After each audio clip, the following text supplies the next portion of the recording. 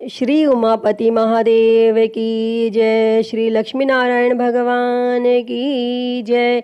नवग्रह देवताओं की जय। शनिदेव महाराज की जय।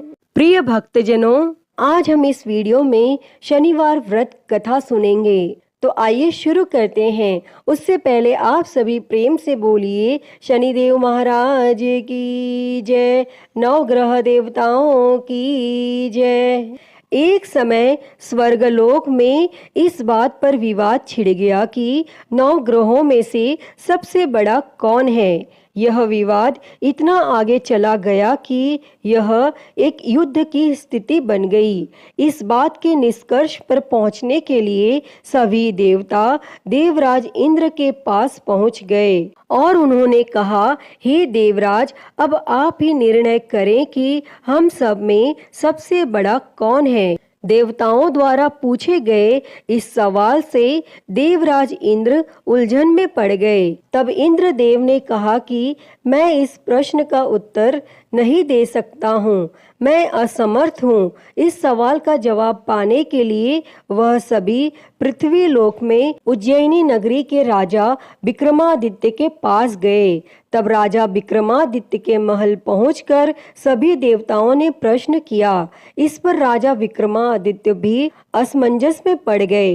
वो सोच रहे थे कि सभी के पास अपनी अपनी शक्तियां हैं, जिसके चलते वो महान हैं। अगर किसी को छोटा या बड़ा कहा गया तो उन्हें क्रोध के कारण काफी हानि हो सकती है। इसी बीच राजा को एक तरीका सूझा। उन्होंने 9 तरह की धातु बनवाई, जिसमें स्वर्ण, रजत, कांसा, ताम्र, सीसा, रांगा, जस्ता, अभ्रक व लोहे शामिल थे।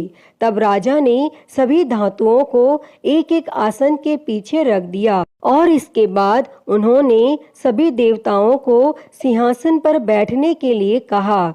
तब धातुओं के गुणों के अनुसार सभी आसनों को एक दूसरे के पीछे रखवा कर उन्होंने देवताओं को अपने अपने सिंहासन पर बैठने को कहा। और जब सभी देवताओं ने अपना अपना आसन ग्रहण कर लिया, तब राजा विक्रमादित्य ने कहा, इस बात का निर्णय हो चुका है। जो सबसे पहले सिंहासन पर बैठा है वही बड़ा है। यह देखकर शनि देवता बहुत नाराज हुए। उन्होंने कहा, राजा विक्रमादित्य, यह मेरा अपमान है। तुमने मुझे सबसे पीछे बिठाया है।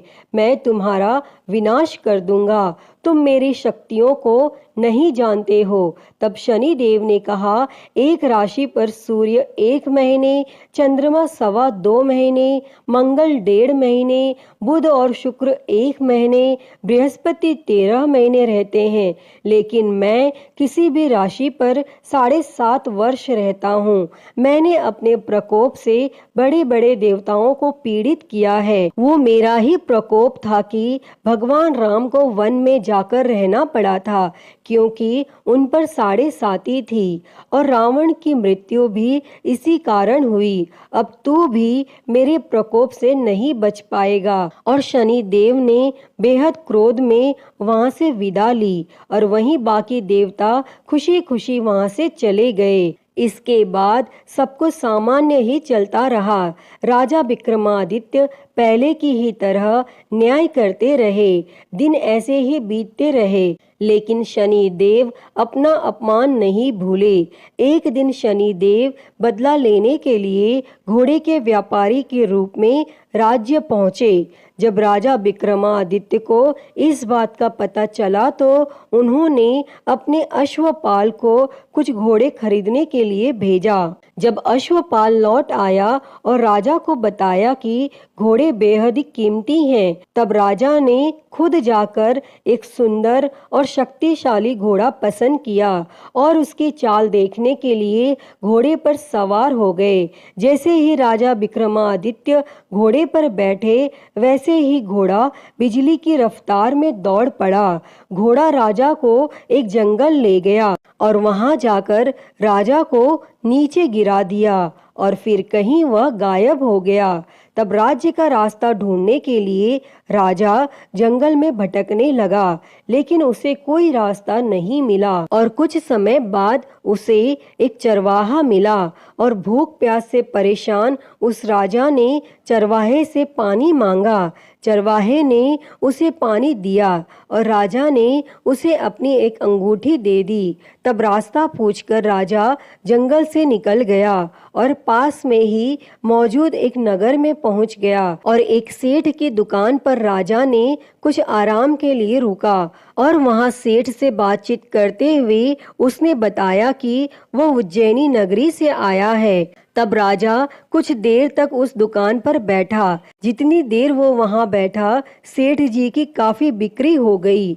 तब सेठ ने खुद को बहुत भाग्यवान समझा और सेठ ने राजा को अपने घर खाने पर आमंत्रित किया। और सेठ के घर में एक खूंटी पर सोने का हार लटका था और उसी कमरे में वह राजा को छोड़कर चला गया। और कुछ समय बाद खूंटी उस सोने के हार को निगल गई। तब सेठ ने विक्रमादित्य से वापस आकर पूछा कि उसका हार कहाँ है। तब राजा ने उसे हार गायब होने की बात बताई। इस पर सेठ ने क्रोधित होकर चोरी करने के अपराध में विक्रमादित्य के हाथ पांव काटने का आदेश दे दिया। तब राजा विक्रमादित्य के हाथ पांव काट कर उसे नगर की सड़क पर छोड़ दिया गया। फिर कुछ समय बाद विक्रमादित्य को एक तेली अपने साथ ले गया। तेली ने उसे अपने कोल्हू पर बैठा दिया। वह पूरा दिन बैलों को आवाज देकर हाँकता था और विक्रमादित्य का जीवन इसी तरह यापन होता रहा। और उस पर शनि की 7.5 थी, जिसके खत्म होने पर वर्षा ऋतु शुरू हुई। एक दिन राजा मेघ मल्हार गा रहा था। उसी समय उस नगर के राजा की बेटी राजकुमारी मोहिनी ने उसकी आवाज सुनी। उसे आवाज बेहद पसंद आई। मोहिनी ने अपनी दासी को भेजकर गाने वाले को बुलाने को कहा और जब दासी लौटी तो उसने अपंग राजा के बारे में मोहिनी को सब बताया।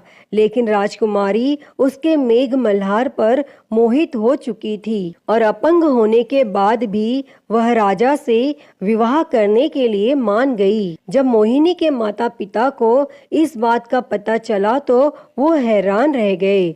तब रानी ने अपनी बेटी को समझाते हुए कहा कि तेरे भाग्य में किसी राजा की रानी का सुख है, तू इस अपंग से क्यों विवाह करना चाहती है। लेकिन समझाने के बावजूद भी राजकुमारी अड़ी रही और अपनी जिद को पूरा कराने के लिए राजकुमारी ने भोजन छोड़ दिया।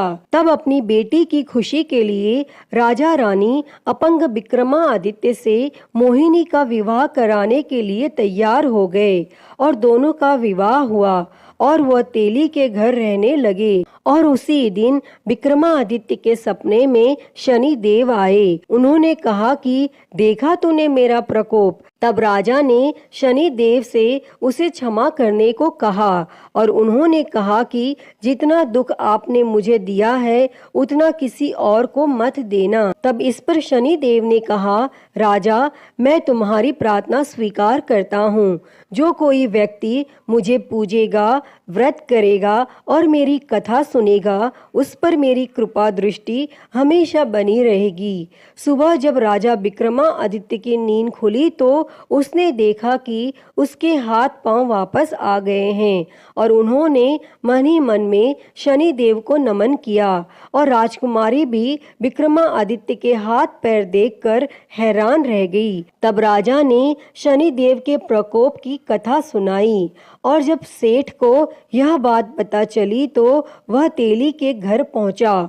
उसने राजा विक्रमादित्य से उनके पैरों में गिरकर माफी मांगी। तब राजा ने सेठ को माफ कर दिया और सेठ ने राजा से उसके घर जाकर भोजन करने के लिए कहा। और भोजन करते हुए अचानक से ही खूंटी ने हार उगल दिया और सेठ जी ने अपनी बेटी का विवाह भी राजा के साथ कर दिया और सेठ ने उसे स्वर्ण आभूषण धन आदि देकर राजा के साथ विदा कर दिया। तब राजा विक्रमादित्य अपनी दोनों पत्नियों यानी राजकुमारी मोहिनी और सेठ की बेटी के साथ अपने राज्य उज्जैनी पहुँचे। सभी ने उनका स्वागत किया। इसके बाद राजा विक्रमादित्य ने पूरे राज्य में घोषणा करते हुए कहा कि आज से शनि देव सब देवों में सर्वश्रेष्ठ माने जाएंगे और साथ ही शनि देव का व्रत करें और व्रत कथा जरूर सुनें। यह देखकर शनि देव बहुत खुश हुए। व्रत करने और व्रत कथा सुनने से शनि देव की कृपा रहने लगी और लोग आनंद पूर्वक रहने लगे। अतः हे शनि देव जी, जैसी कृपा आपने राजा विक्रमादित्य पर की, वैसी ही कृपा इस कथा को कहते, सुनते और हुंकारा भरते पर करना। तो बोलिए शनि महाराज की जय, नवग्रह देवताओं की जय। प्रिय भक्तों, तो मैं उम्मीद करती हूँ कि आपको यह कथा पसंद आई होगी और अगर वीडियो अच्छी लगी हो तो इसे लाइक करें, ज़्यादा से ज़्यादा शेयर करें और कमेंट में शनिदेव की जय लिखना ना भूलें और हरिहर भक्ति चैनल को सब्सक्राइब कर नोटिफिकेशन बेल को ज़रूर ऑन कर लें। हर हर महादेव। धन्यवाद।